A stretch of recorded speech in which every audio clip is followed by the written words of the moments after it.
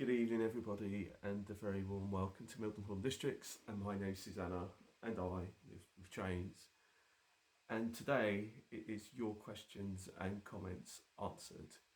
And I have to say, this is probably like about the fifth or sixth take of this particular first part of the video. I was supposed to get this video out to you last weekend, and unfortunately, due to technical difficulties with the audio, that didn't happen. However, that being said, there is going to be another video straight after this, within a few days or so, hopefully. That video is done. That needs to be edited as well. It needs to be edited and then it can be uploaded. So hopefully it's a product review. And it's just basically something that I really liked, and I thought I'd share it with you. And so that will be your next video. And I was hoping, because basically what happened was, this video that you're now watching, I was recording it with another phone as a test. And then the audio, and my apologies in advance, because some of the clips that you'll be watching after this one comes from the other phone. And that phone, being this one, I was having some issues with the audio. So if the audio isn't quite up to its usual standards throughout this video, then I apologise in advance for that. So this first clip now I'm doing is with my regular phone that I normally record from. And the reason why I was using or switched to this phone was because I wanted to test it, which is why I tested it on this video. Because I needed it basically both cameras for an upcoming video that you're going to be seeing. And obviously when I didn't realise it at the time that I recorded it, that the audio was playing up on it until I actually put it on the software. Now the majority of the audio is pretty good. However, it might not be, like I said, up to its usual standard. So if you do hear anomalies in the sound, please bear with me on it. And like I said, I do apologise in advance. But like I said, this is just going to be a little bit of a blip on the video, and then go back to normal, in fact improved video quality moving forward. So what's this video about? Now so this video is basically your comments and questions answered. So what I'm trying to do at the moment is to encourage people to comment, because a lot of people don't necessarily always comment on my videos, and I think many people just think that, oh, I can't be bothered to reply, because sometimes it takes a bit of time to get back to people. So I feel like, right on cue, my computer's decided just to ping me to tell me something. Anyway, so a lot of people have sort of said in the past about, that, oh, maybe, she can't be bothered to reply to my comments, so I don't know why I bother commenting. So please do. So what I'm trying to do at the moment is that if you have any comments or any questions, then please feel free to stick it in the comments and in the comments below.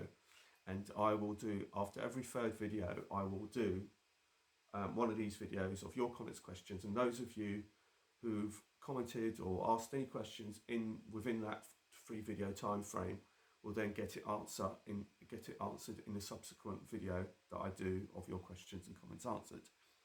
So please feel free to throw them in, because it's always nice to hear from you and to hear any kind of, like I say, comments or questions or advice or whatever, and I'll get back to you.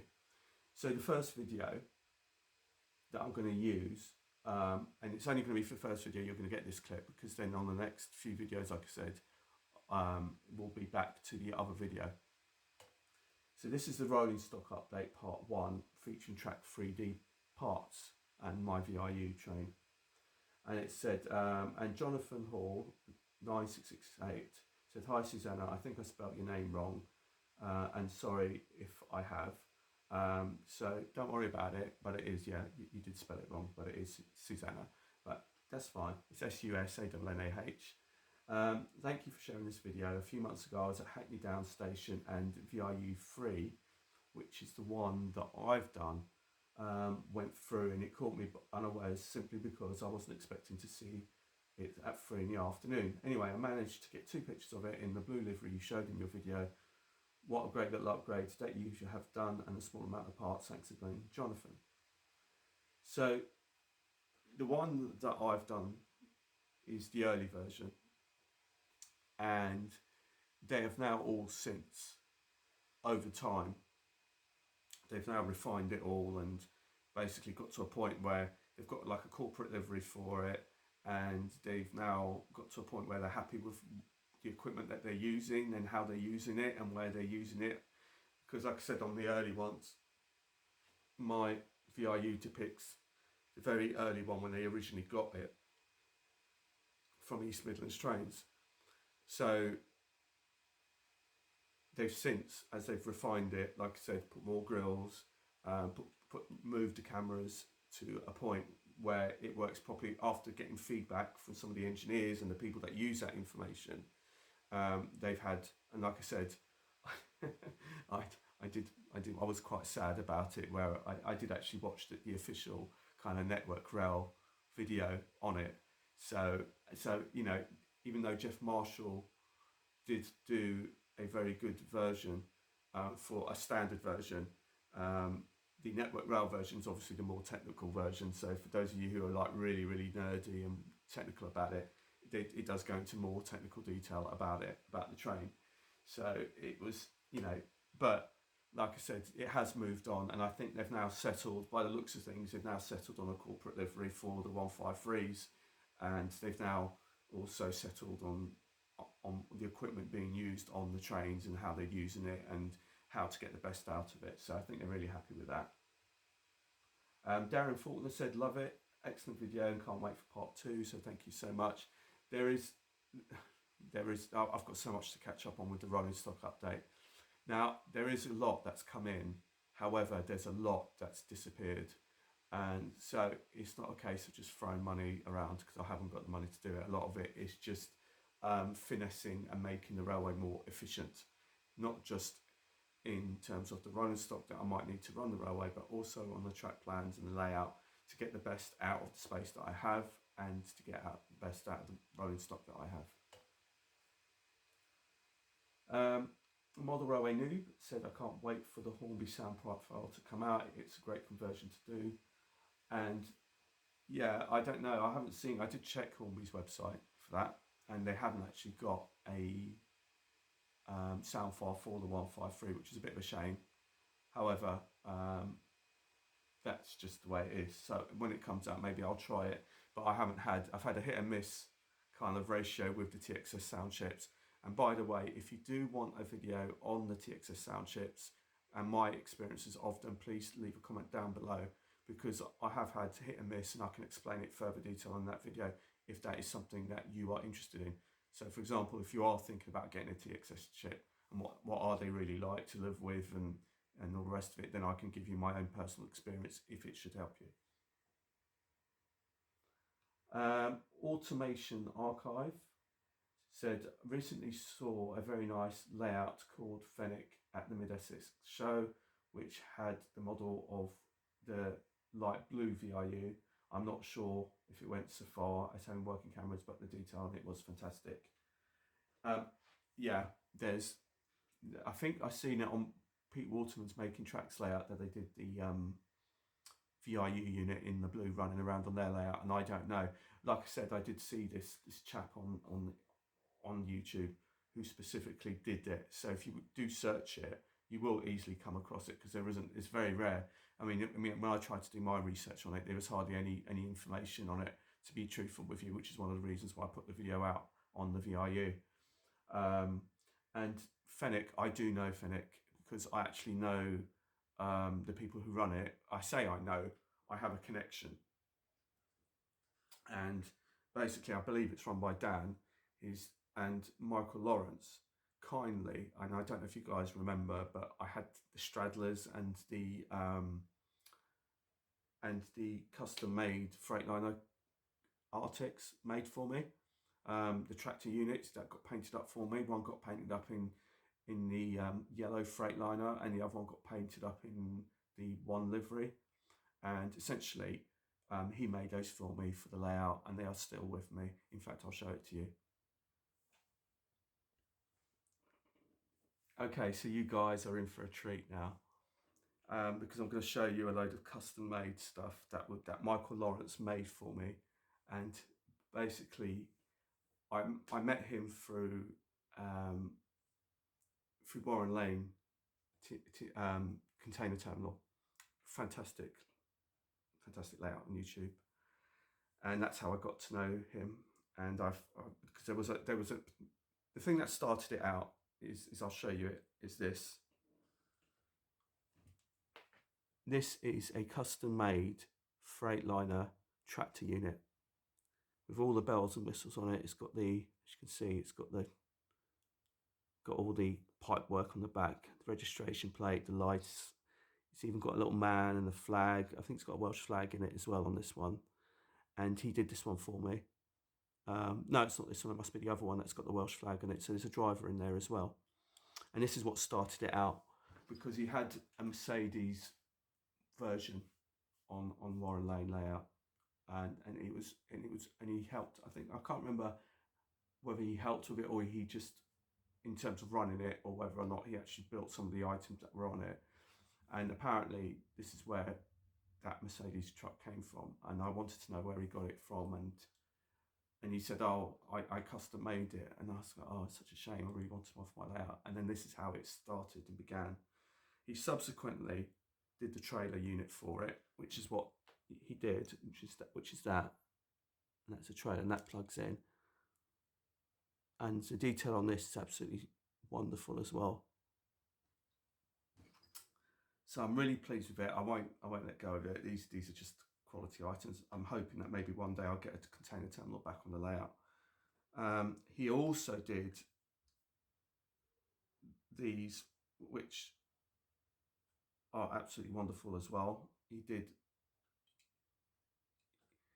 did these two, both in the one livery. So he did those two as a custom made. So, and he's also done a couple of these trailers as well, again for me. And one of the grandest things that he's done for me, which I'm so pleased with, I've still got them, and I won't get rid of them. But he done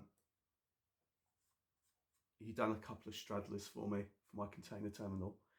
Here's number 5, and this one here is number 12. And they're absolutely, you can't buy these for love nor money. They're not something that anyone sells. They're bespoke, handmade. They are. Now this particular one here, number 5, actually came off the Warren Lane TMD layout. And so when you look at Fenwick TMD, I think it's Fenwick TMD, then you look at all that stuff that they use on that is all scratch built. That's just class. That's somebody putting a lot of hard work and effort into getting those things made. And and it's stuff that I love to see on layouts, because this is it's stuff that you can that's bespoke to layouts, and I like seeing stuff like that, because it's quite easy to go and sort of buy, everyone's got a Hornby building or whatever, it all looks the same, all these layouts don't look the same because they're all using the same buildings or whatever. And it's nice when you see buildings that's just got to have I mean, there's nothing wrong with it, because I use some Batman buildings on here as well. But I like it when you see layouts which has got something that makes it stand out. And so that's where this has come from. So, and that's why I like the VRU, because I haven't really seen anybody do the VRU, or not many layouts that I've seen, definitely not on YouTube. So that's one of the reasons why I wanted to have it. This particular one, I've gone for the easier option because it saves me having to paint it and stuff like that.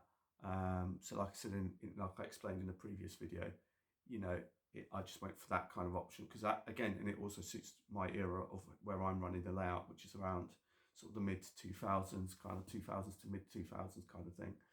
I could probably stretch it out a bit if I wanted to do the blue one, but I know my limitations. I mean, some of those, I mean, I know the light blue one is just one standard colour, but getting the colours right and getting the prep work for it and everything, that's something that I think is kind of a little bit beyond me at this moment in time. I'd love to have a go, but that's kind of it. So yeah, if you haven't seen Fennec TMD or a Fennec layout called Fennec on 00, it's a modern image layout, and it's got so much. If you're into your kind of like engineering sort of trains, network rail stuff, there's so much to see on that layout. It's really highly detailed, so go and check it out. And Michael, if you're still watching and still part of my subscribers, then thank you once again so much for all of this stuff that you've done for me, because it's still here. Although I don't have a container yard at the moment, these are still treasured items, so thank you so much.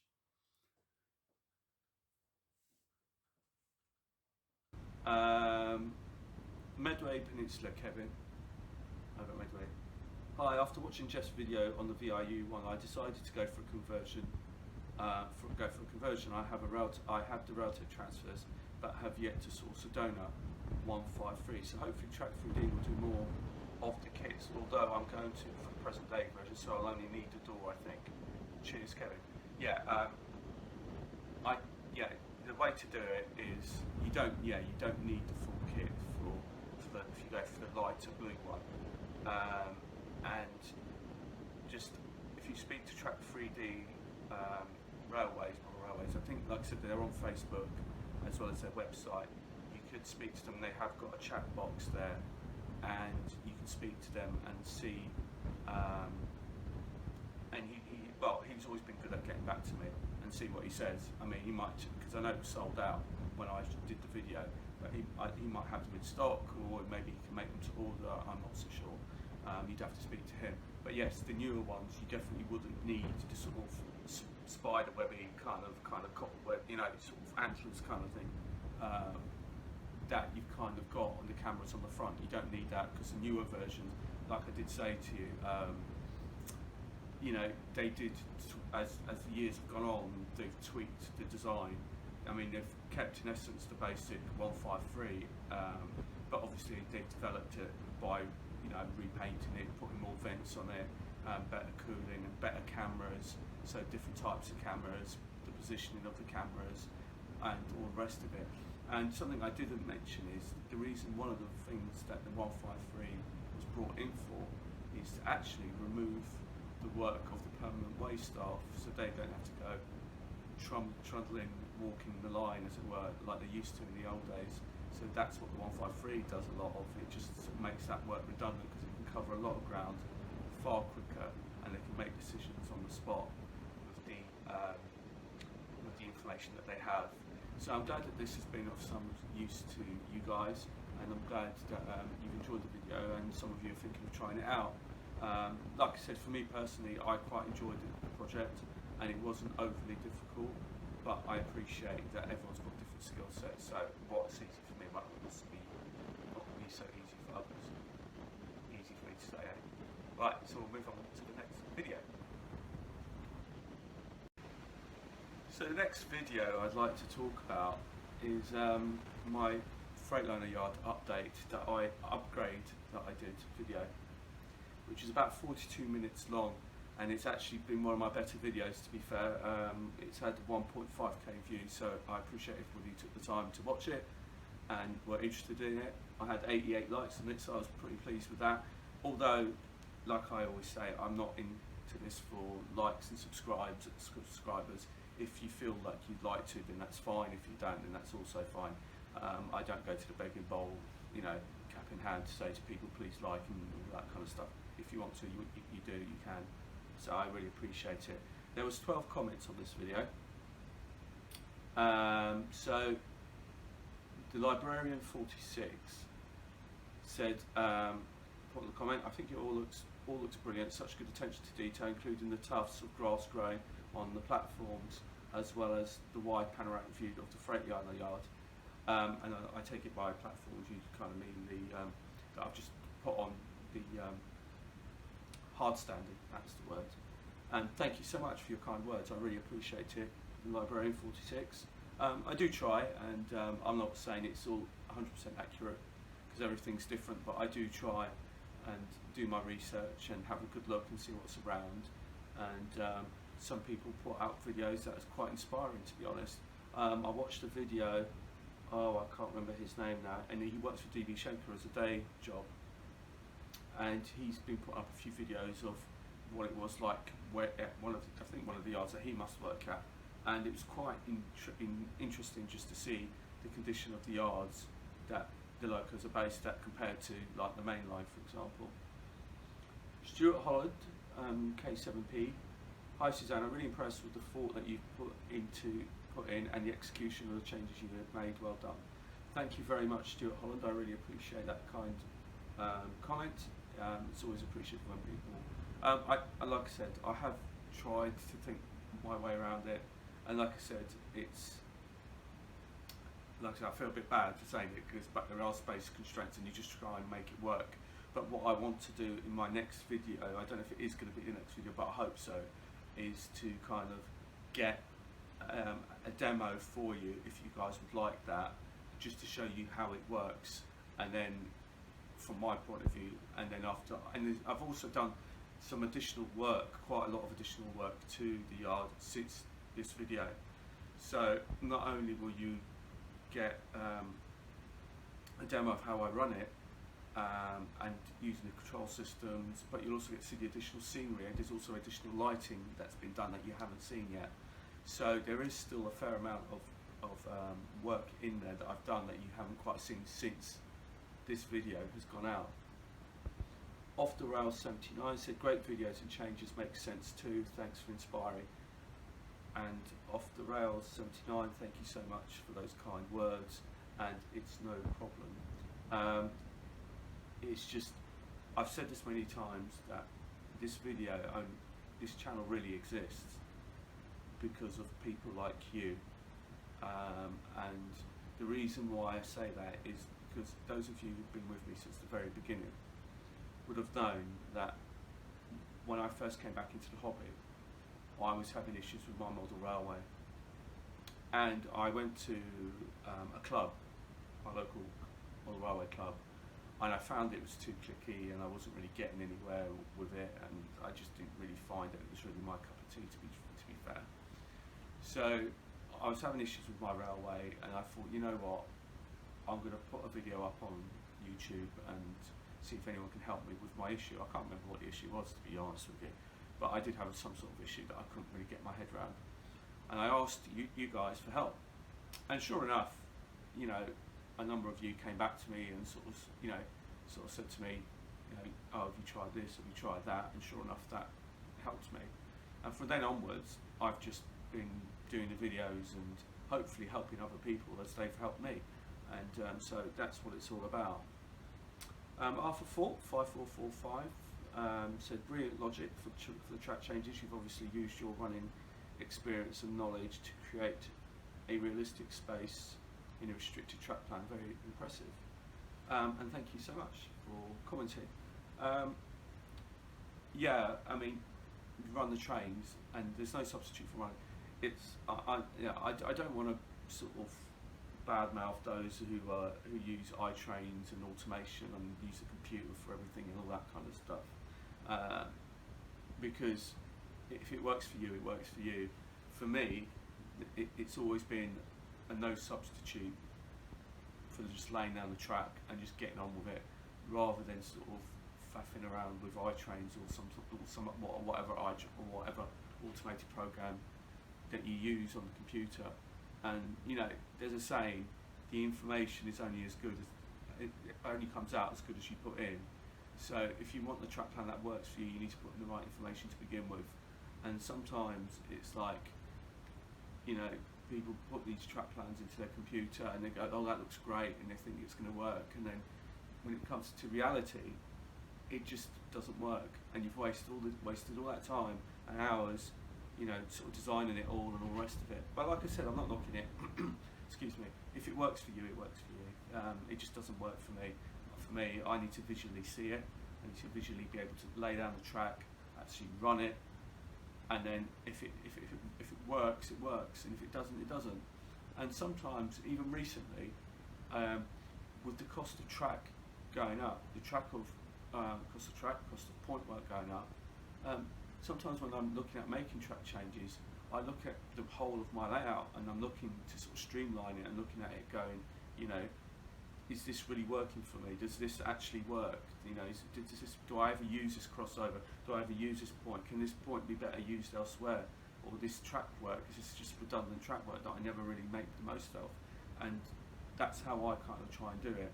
And it was the same with the Freightliner yard upgrade, that in it, I had the two with the idea of having a passing link, but in reality I never really used it.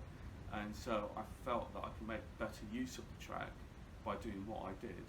And like I said, when I go next on either the next video or the following video to do the Freightliner yard video and do the demo, I can explain to you my reasons for it.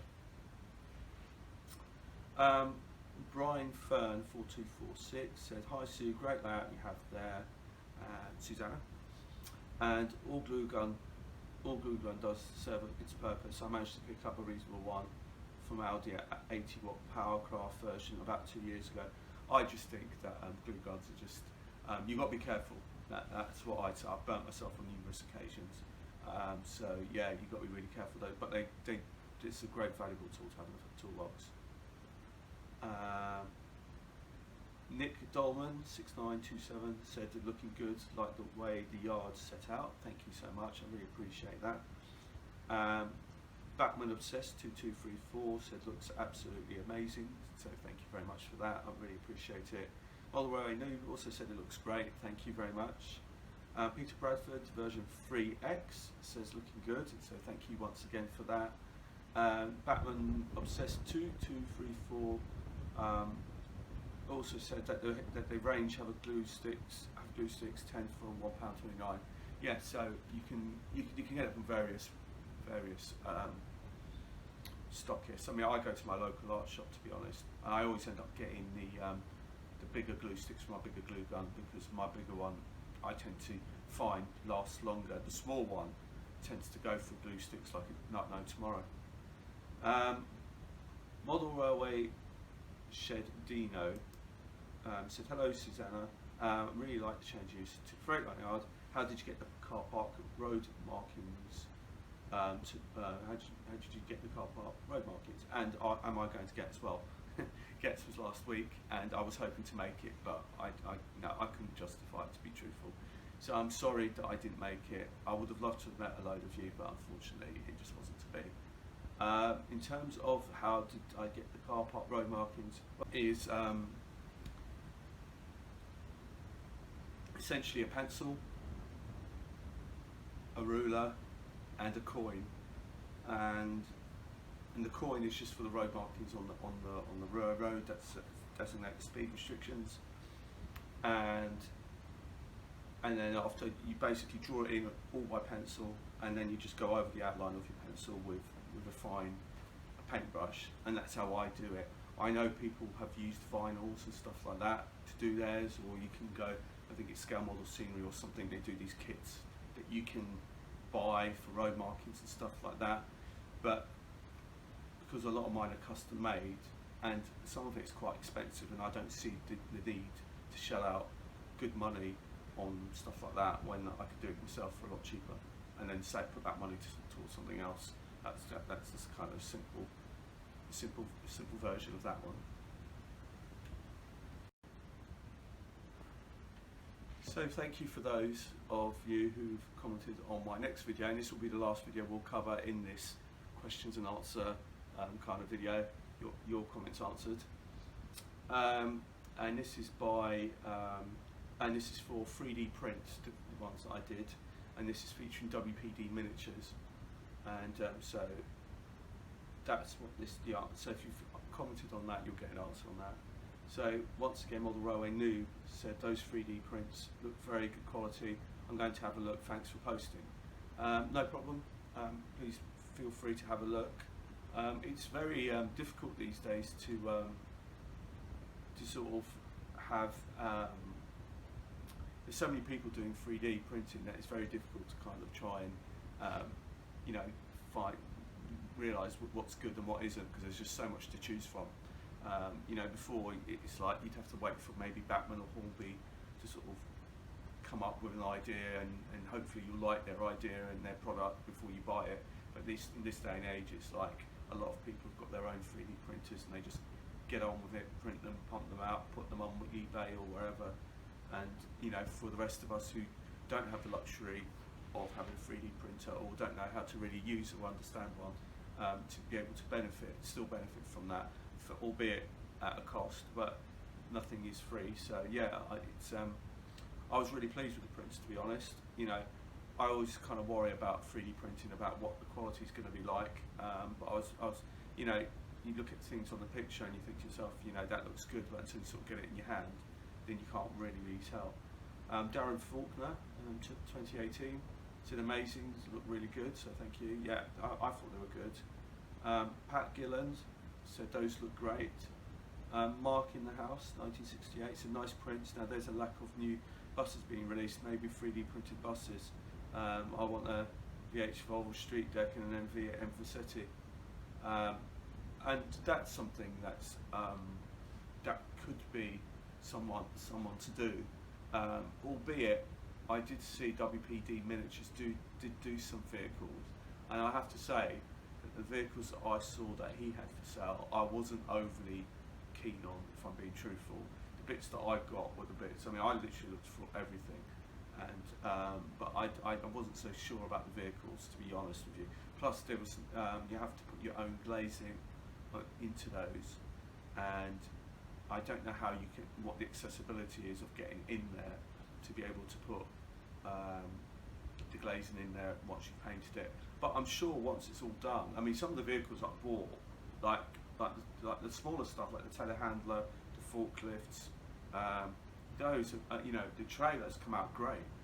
But I'm not so sure about like the actual tractor units themselves. I'm not sure what the quality is like. But if one of you has had experience with that, or maybe you care to share it in the comments below. So CXX Rensville 5105 said, very nice 3D prints. I'm pretty sure the name you're looking for is a fifth wheel, not rivet counter, but the green forklift needs a safety cage like the others. It would be illegal to use it today, health and safety and all that. Yeah, well, to be fair, I thought that, but I bought that as a base toys pack many years ago. I'm not exactly sure what kind of forklift it is supposed to be depicting, but yes, you're quite right. I totally would say that it needs a safety cage as well. Right, Manorm 2003, some really nice items available now with 3D printing, and this is very true. I've benefited a lot from 3D printing and people who do it, so I'm very grateful to all those that do it, because like I said earlier, it does provide a service for those of us who don't own a 3D printer or don't know how to use one, or use one. Newlyn Railway, those trailers look great. Shame you're not going to get. It's not as manic as 3 years ago. Yeah, the trailer does look amazing. I'm really pleased with it. I'm just like so happy with it. I just think it looks absolutely fantastic. As far as gets, it's like I was hoping to go, and from what I gather, it wasn't as bad on the Sunday, so I could have gone on a Sunday, but to be truthful, I couldn't really justify it, and it's just one of those things. And I think if I was to go again, which I'm not overly sure that I would, it probably would be on a Sunday. It wouldn't be on a Saturday. I think Saturday it's like every man, woman, child, you know, and dog, and you know, he's wanting to get in there, and it's just too much for me with all my anxiety issues. I think Sunday is definitely the way to go if I was to go, and it'd be a lot calmer then for me. So this concludes the end of today's video, and I hope you've enjoyed that, and I hope you've had your comments answered. And if you have any other further comments to add, please add them in the comment section below, and I'm trying to keep it at 3 videos. So after the next 3 videos, you'll get another video like this, and those of you who have commented between my next video and the final third one, you'll get your comments answered on that following video. So that's how I'm trying to keep it. Because like I said, for me, I find it easier just to go through the comments like this, and you actually get a more personal response as opposed to the old tippy tappy kind of like just a general emoji of thumbs up or whatever emoji you get. So until the next time, and like I said, there's still lots to do. I mean, there's lots that you haven't seen. Like I said, the Freightliner yard itself has moved on since the upgrade video. It has had a lot more work. Rolling stock update is still being continuing because there's still stuff that I haven't shown you, and I'm trying to sort of throw some of that rolling stock update within the areas which they're more suitable and more appropriate. And hopefully this video would have come out with this camera phone as opposed to this one, and so I can use this camera again to film the demo video, as I will be needing this, and I'll explain why that this phone is so important for me to use on that particular demo. So until the next time, my name's Susanna and I live with chains. Goodbye.